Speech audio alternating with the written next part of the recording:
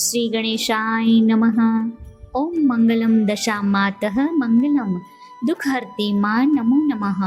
સુખ દેનારી માં નમો નમઃ. બોલો માં દશામાતની જય. મિત્રો, આજે આ વિડીયોમાં આપણે સાંભળીશું દશામાના પવિત્ર વ્રતની વાર્તા, જે અષાઢ માસની અમાસ અને 12 ઓગસ્ટથી પ્રારંભ થયું હતું, જે 21 ઓગસ્ટે પૂર્ણ થઈ રહ્યું છે. તો ચાલો સાંભળીએ મા દશામાના પવિત્ર વ્રતની વાર્તા. સુવર્ણપુર નગરીમાં અભયસેન નામે એક ઘણો જ ગર્વિષ્ઠ રાજા રાજ કરતો હતો. નગરની સમૃદ્ધિનો પાર ન હતો. રાજાની ગુણિયલ, સંસ્કારી અને અતિ સુશીલ તથા રૂપવતી રાણીનું નામ અનંગસેના હતું. રાણી ઘણી જ નમ્ર અને ધર્મિષ્ઠ હતી. એ ઘણીવાર રાજાને અહંકાર ન કરવા સમજાવતી, પણ રાજા એની વાત કદી ન સાંભળતો. એક દિવસ રાજમહેલમાં ઝરૂખે બેઠેલી રાણીએ નદીના કિનારે સ્ત્રીઓને વ્રત કરતી જોઈ. તેથી રાણીએ કુતૂહલવશ થઈ તરત દાસીને આજ્ઞા આપી કે નદી કિનારે સોળે શણગાર સજીને ટોળે વળેલી સ્ત્રીઓ શું કરે છે એ જાણી લાવ. દાસી દોડતી દોડતી સ્ત્રીઓ પાસે ગઈ અને પૂછવા લાગી કે તમે બધા શું કરો છો? ત્યારે એક સ્ત્રીએ જવાબ આપતા કહ્યું, અમે મા દશામાનું વ્રત કરીએ છીએ. આ વ્રતની વિધિ એવી છે કે સૂતરના 10 તાર લઈ 10 ગાંઠ વાળવી, ગાંઠે ગાંઠે કંકુના ચાંદલા કરવા. ત્યારબાદ સ્ત્રીએ વ્રત ક્યારે કરવું, કેવી રીતે કરવું વગેરે જણાવ્યું. દાસીએ મહેલમાં આવીને રાણીને બધી વાત કરી. ધાર્મિક સ્વભાવની રાણીને પણ આ વ્રત કરવાની ઈચ્છા થઈ. મનથી વ્રત કરવાનું નક્કી કર્યું.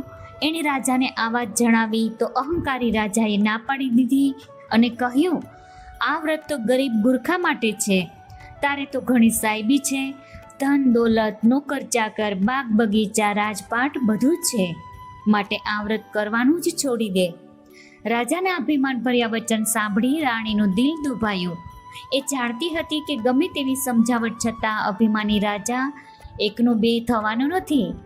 રાજાએ અહંકાર, ગર્વ અને અભિમાનમાં ચકચૂર થઈને દશામાના વ્રતનું અપમાન કર્યું. તેથી દશામાના ક્રોધનો પાર ન રહ્યો.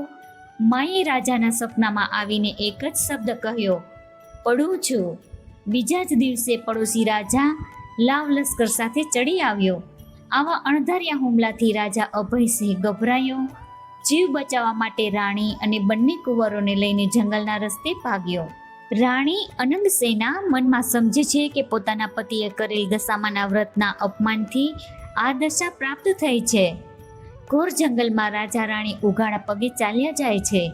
પગમાં કાંટા કાંકરા ભોકાય છે. દુઃખ અને થાકનો પાર નથી. કુંવરો તરસ્યા થયા. એટલામાં એક વાવ આવી. રાજા પાણી લેવા માટે વાવમાં ઉતર્યો. પાછળથી બંને કુંવરો ઉતર્યા તો દશામાએ અદ્રશ્ય રહીને બંને કુંવરોને ખેંચી લીધા. કુંવરોને અદ્રશ્ય થઈ ગયેલા જાણી રાણી વિલાપ કરવા લાગી. રાજા પણ મનમાં સમજી ગયો કે નક્કી આ દશામાનો કોપ છે. એ રાણીને આશ્વાસન આપતા સમજાવે છે કે જેણે આપ્યા છે એણે લઈ લીધા, હવે એ જ આપશે. રુદન કરતી રાણીને સમજાવતો રાજા આગળ ચાલ્યો. થાકના લીધે બંનેના પગ ઘસડાય છે. પગમાં વેઢા વેઢાના કાંટા ભોકાઈ ગયા છે. તેથી પીડાનો કોઈ પાર નથી. રસ્તામાં એક વાડી આવી. રાજાને થયું કે હાશ, 2 ઘડી વિસામો તો મળશે. પણ રાજાએ એ વાડીમાં જેવો પગ મૂક્યો તો ખીલેલા ફૂલો કરમાઈ ગયા. વાડીનો માળી વિચાર કરવા લાગ્યો કે નક્કી આ માણસ પાપી પગલાનો છે. તેથી માળી લાકડી લઈને રાજાને મારવા દોડ્યો. રાજા રાણી માંડ બચીને ભાગ્યા. જીવનથી હતાશ થઈ ગયેલા ભિખારી જેવી હાલતમાં બંને એક નગરમાં આવ્યા. એ નગર રાજાની બહેનનું હતું. રાજાને આશા હતી કે બહેન જરૂર આશરો આપશે. એણે પાદરેથી પોતાની બહેનને સંદેશો મોકલ્યો કે તેનો ભાઈ આવ્યો છે. બહેને પોતાના ભાઈને સોનાની ગાગરમાં સુખડી મોકલાવી અને સાથે સોનાની સાંકળી મૂકી. પણ સોનાની ગાગર પિત્તળની બની ગઈ, સુખડી ઈંટના કટકા બની ગઈ અને સોનાની સાંકળીના બદલે ફૂફાડા મારતો કાળો નાગ નીકળ્યો. રાજા વિચાર કરે છે કે મારી સગી બહેન મને મારી નાખવા આવું ન કરે. નક્કી આ દશામાના કોપના કારણે જ રજૂ થયું છે. આવો વિચાર કરી રાજાએ ગાગર ત્યાં જ દાટી દીધી અને રાણીને લઈને આગળ ચાલ્યો. ચાલતા ચાલતા એક નદી આવી. નદીના કાંઠે ચીભડાના વાડા છે. રાજા 2 હાથ જોડીને વાડાના માલિકને કરગરવા લાગ્યો કે ભાઈ, 7 દિવસના ભૂખ્યા છીએ, દયા કરીને એક ચીભડું આપ. ખેડૂતને દયા આવવાથી એક ચીભડું આપ્યું. રાજાએ નક્કી કર્યું કે આગળ જઈને થોડો વિશ્રામ કર્યા પછી ચીભડું ખાવું અને ભૂખ સમાવવી. પૂર્વે બન્યું એવું કે ગામના રાજાનો કુંવર 2 દિવસ પહેલા રિસાઈને ભાગી ગયો હતો. સિપાહીઓ કુંવરને શોધમાં નીકળ્યા. દશામાના કોપના કારણે રાજાના હાથમાં જે ચીભડું હતું એ કુંવરનું માથું બની ગયું. આ માથા પર નજર પડતા જ સિપાહીઓએ દોડીને રાજા અભયસેનને પકડી લીધો. દોરડાથી બાંધીને લાતો મારતા નગરમાં લઈ ગયા. નગરના રાજાને બધી વાત કરી અને રાજાએ પોતાના કુંવરની હત્યા કરવા બદલ અભયસેનને કાળકોટડીનો હુકમ આપી બંદીખાનામાં નાખી દીધો. અભયસેન વગર વાંકે કેદ થયો. તેથી રાણી અને અનંગસેના પર દુઃખનો પહાડ તૂટી પડ્યો. તે રોજ જંગલમાં જતી, લાકડાનો ભારો લઈ આવતી, એ વેચીને જે પૈસા મળે એમાંથી પેટનો ખાડો પૂરતી.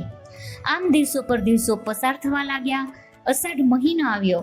અનંગસેનાએ અષાઢ માસની અમાસે એટલે કે દિવાસાના દિવસે દશામાનું વ્રત શરૂ કર્યું.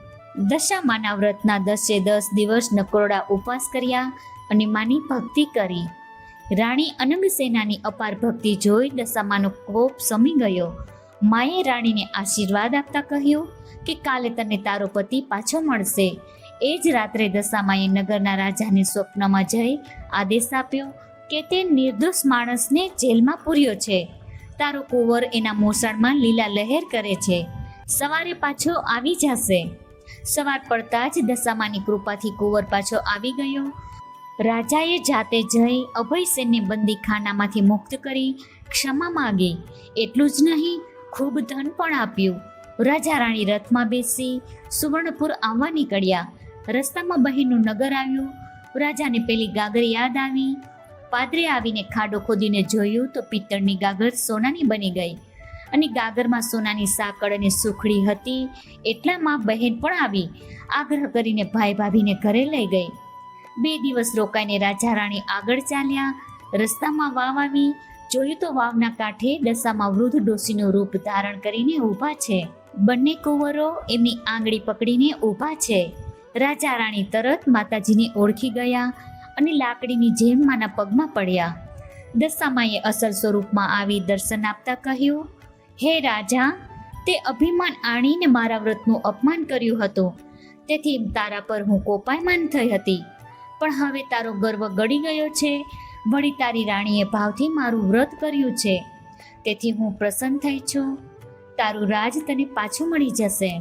માં કરતો રાજા અભયસેન દશામાના પગમાં આડોટી પડ્યો અને બોલ્યો, માં, હે દયાળી, કળિયુગમાં તમારી કારમી કસોટીમાંથી કોઈ પાર ઉતરી નહીં શકે. માટે આવો કોપ કદી ન કરશો.